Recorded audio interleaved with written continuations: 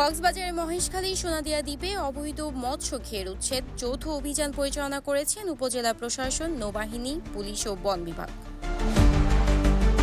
শুক্রবার সকাল 11টায় শুরু হওয়া এই অভিযানে প্যারাবন কেটে গড়ে ওঠা 6টি অবৈধ মৎস্য ঘের ভেঙে ফেলা হয়। ধ্বংস করা হয় সুইচ গেট এবং ঘের পাহারার জন্য নির্মিত একাধিক স্থাপনাও।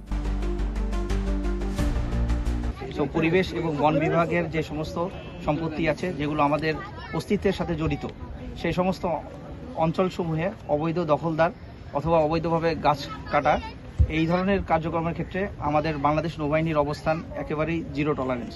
অভিযানে নেতৃত্ব দেন উপজেলা নির্বাহী কর্মকর্তা মোহাম্মদ হেদায়েতুল্লাহ। উপস্থিত ছিলেন পরিবেশ, বন ও জলবায়ু পরিবর্তন মন্ত্রণালয়ের অতিরিক্ত সচিব মোহাম্মদ খায়রুল হাসান, নৌবাহিনীর কন্টিনজেন্ট কমান্ডার আব্দুল আল মোমেন, এএসপি মানবেন্দ্র সরকার সহ প্রশাসন ও বন বিভাগের কর্মকর্তারাও।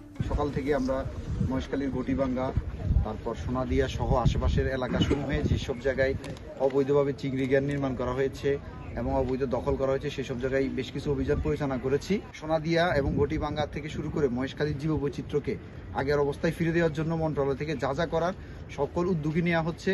অচিরেই যে বন্ধ হয়ে যাওয়া বিট, এই বিট চালু হবে। এর পাশাপাশি একটি বড় প্রকল্প নেওয়া হয়েছে।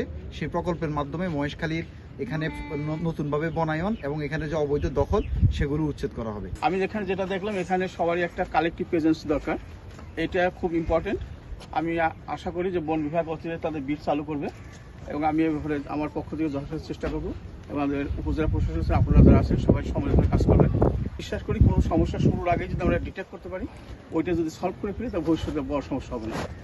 আমি আপনাদেরকে রিকোয়েস্ট করবো আমরা সবাই মিলিত হয়ে কাজ করবো দেশের স্বার্থে। News desk, CTG post, Chittagong.